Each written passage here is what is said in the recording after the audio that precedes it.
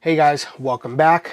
And we have another new product from Aero Precision. This one is the Mod 4 M-Lock Handguard, particularly in the 11.4 inch configuration. So if you've seen my previous video to this about the M4E1 Pro Ambi Lower, I had referenced a build. This is part of that build. Now, this one did not come courtesy of Liberty Guns and Gear. This one I got from Primary Arms, even though I did have Dave order it for me through Primary Arms. I paid for it, and it wasn't at dealer cost. It was actually on sale. So if you see this and the sales are still going on for the Black Friday deals, these were running basically 180 with their Black Friday sale. But let's jump right into this. So here we go. We'll open this guy up, and inside is the rail. It comes like so. Same thing. It comes in these little packages with these foams to hold it. And then inside you'll see there's a bunch of stickers that come with it. And that's it. I don't know if there was anything that came additionally if you got like a certain run of it, but this is pretty much all that comes with it, is the rail, the components for the rail, and a couple extra stickers. So let me actually zoom in a little bit more for that. But this is your rail. So here you have, you see the hardware's out of here. I'll show you that, and so is the barrel nut. I'll show that to you as well. But it is pretty straightforward. So quick rundown: 7-sided M-lock.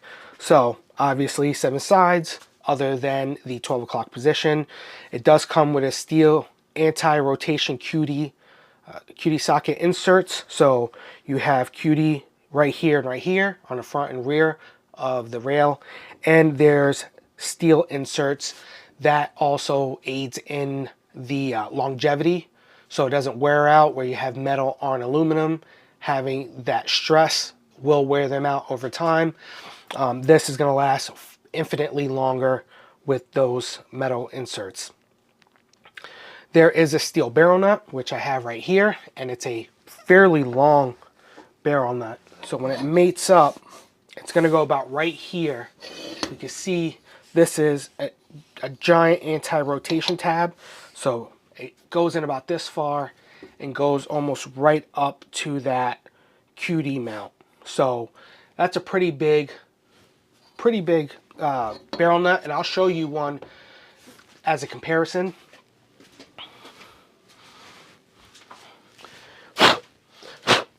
So this is one from a Midwest Industries combat rail, and you can see the size difference. Let me slide this right here. So you can see the size difference. It's basically double its size, just about double its size. So very nice. There are some things in that, and I'll talk about all this once I'm done talking about the components. And then here is your lockup for the rail to the barrel nut. So you have this bar on the backside, or plate, that's threaded. It is steel, and then you have these steel screws that have these flats on the 12 and 6 o'clock position. That is for insertion into this because of the way that it mates up. And then as you tighten it, it pulls it and locks it in like so. Which actually, when you look at this rail, there's no splits like you would on a pinch bolt style. Come on, there we go. So it's just solid all the way around.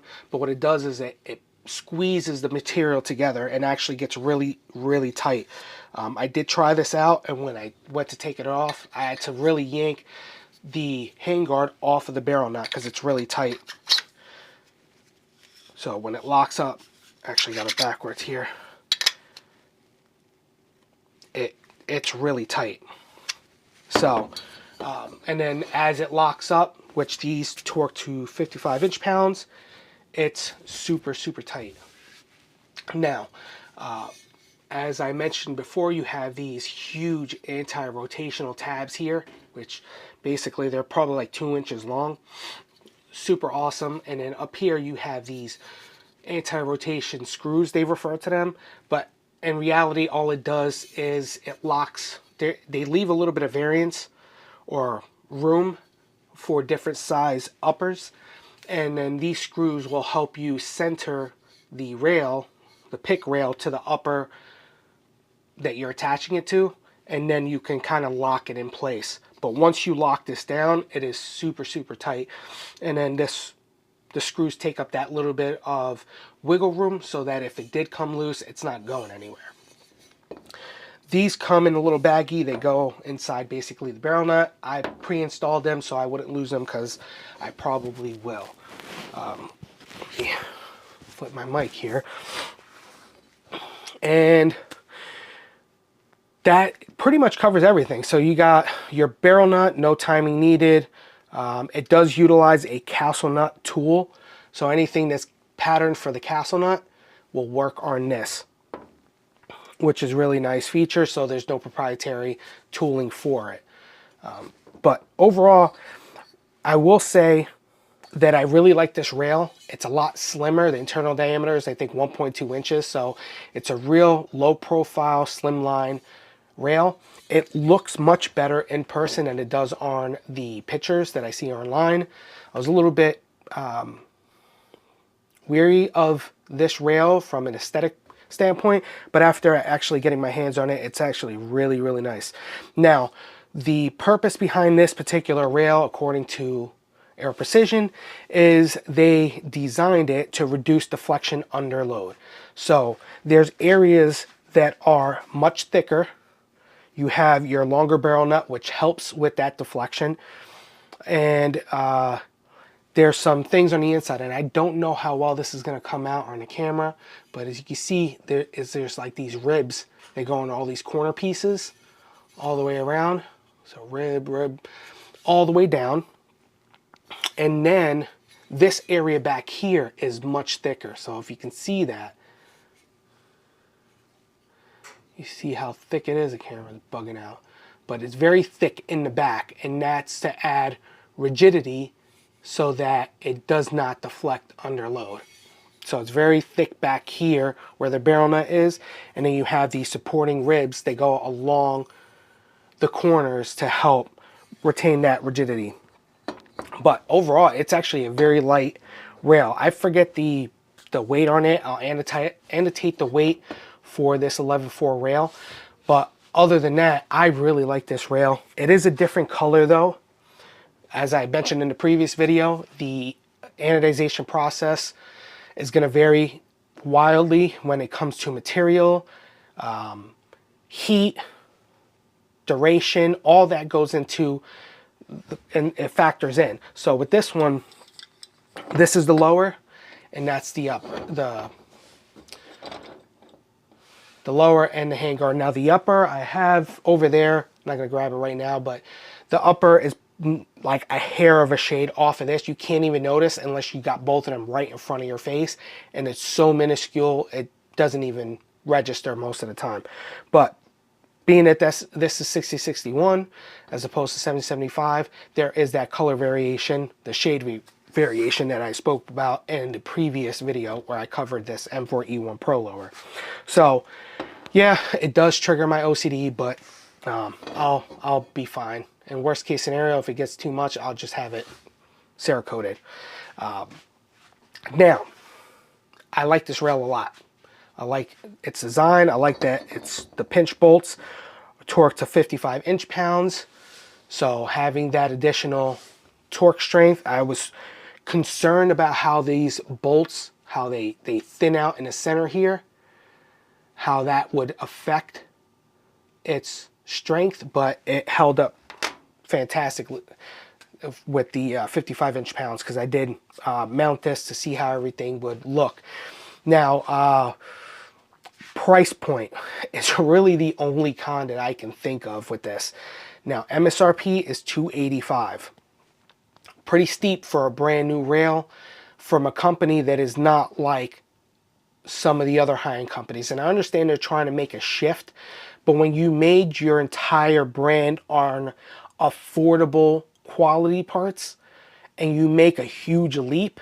Mind you, I did not like any of their previous rails. This is the only rail that I actually really like from Aero Precision. To take that type of a leap, I don't think this is a rail that's worth almost $300. You can get a wedge lock like a Zev wedge lock or the wedge lock rails from Roscoe for less than $285, especially on sale. They're on sale all the time. Now this one, the only place that had this as steep of a sale as it was Primary Arms. Everywhere else was like 250, 240, 250-ish. I still think that's high for this type of rail, especially since it's not doing anything unique.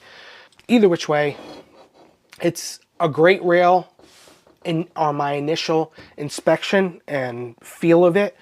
I'll know more once I run it.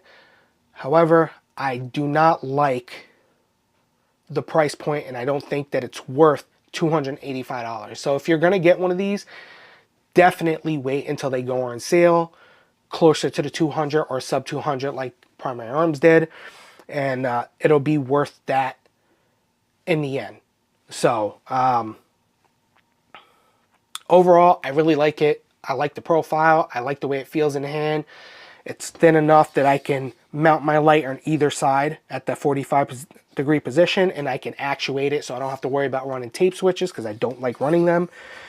And yeah, there's going to be more to follow on this once I get some time behind it and run it through its paces. But stay tuned because I'm going to give you the full build, what I did with it. And then I'll give you my final thoughts on not only the rail, but the M4E1 lower receiver that's all new and part of their Pro Series lineup. So that being said, thank you for watching.